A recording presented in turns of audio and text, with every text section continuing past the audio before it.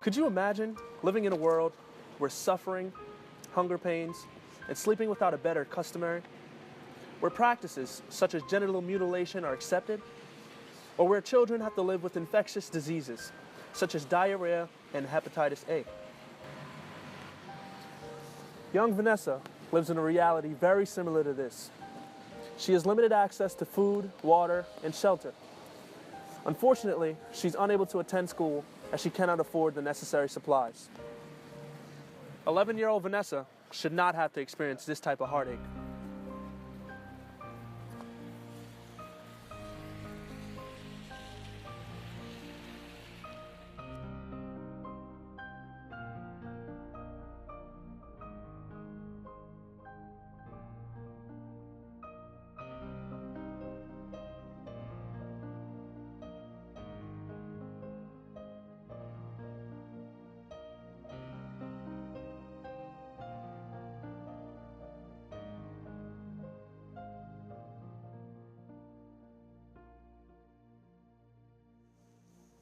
We, over at Project R.E.S.T, plan to change these conditions for Vanessa and others.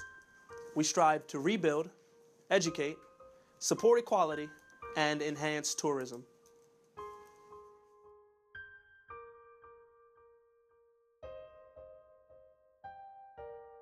Today, education is the key to growth and potential success. However, in the Ivory Coast, only 1 out of every 2 children between the ages of 6 and 11 actually attend school. Of those numbers, nearly 60% are male, while only 40% are female.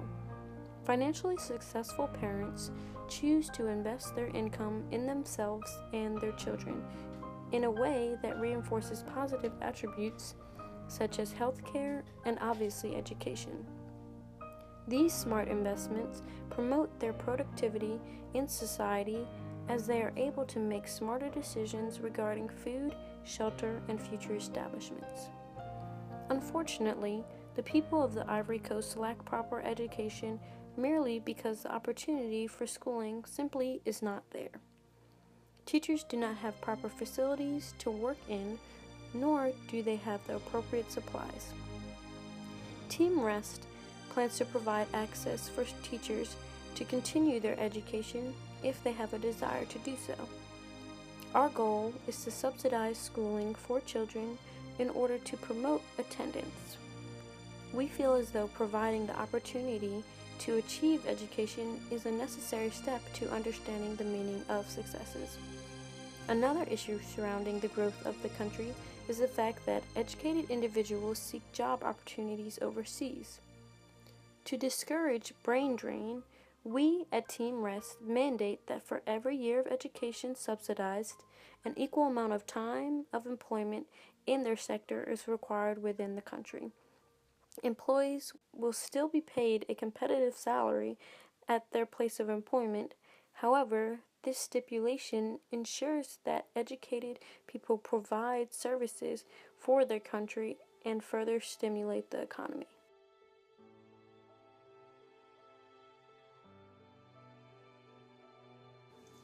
Gender equality has been a common social and political issue in Ivory Coast. Females have had minimal roles in society in Ivory Coast, such as a family caretaker and crop cultivator. Women in Ivory Coast are often treated unfairly as part of religious and cultural beliefs that existed for decades.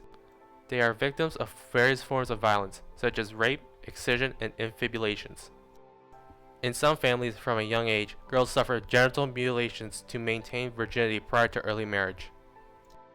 These impacts on their lives as women are indescribable and unspeakable. Sometimes women are humiliated and beaten by their husbands and/or partners. Women have been underrepresented on the political level. The country's constitution has ensured the equality of all citizens in Ivory Coast, but enforcement has not been taken seriously. The non-assertion of the leadership of women in the public area makes it difficult for women to express themselves outside their private space. We at R.E.S.T plan to subject the funding of political parties to the rate of participation of females in decision-making bodies of said parties and in key positions. This provides incentives for parties to elect more females into positions. We at R.E.S.T also plan to build reception centers and legal clinics for female victims of violence, where they will be able to cope and deal with domestic issues.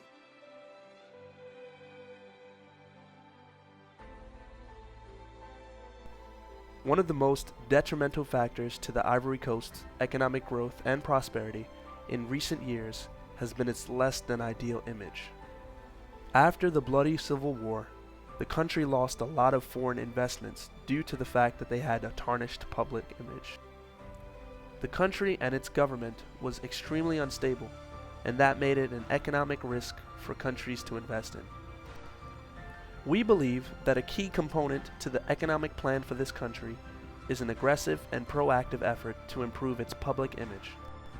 We plan to focus on the country's tourism industry to help make the country an ideal place to visit once again.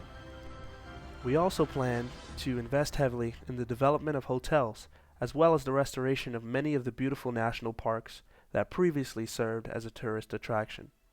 Currently, the tourism industry is a very small sector of the country's economy, but it has an incredible potential to grow. The Ivory Coast already has the necessary communication and transportation networks in place to serve as a basis for this initiative.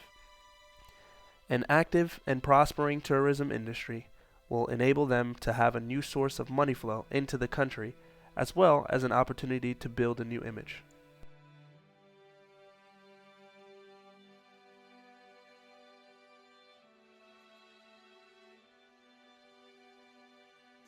So as you can see, the Ivory Coast has lots of room for improvement. It's up to us at R.E.S.T to provide them with the most efficient plan to promote their well-being on this path to becoming a developing country. The fate of the nation lies within our hands, which is why we believe that 40% of our budget should be invested in education. We have the opportunity to instill generations with powerful knowledge, including that of math and science, which hold enough power to reshape the country. We also find that it's important for women to be able to hold as much power as men, whether it be in private instances at home or in public situations that include politics. This is why we're investing 20% of our budget into clinics and another 20% into creating political acceptance for women. Lastly, we plan to invest the remaining 20% of our budget into restoring the country's public image and reopening its doors to the rest of the world.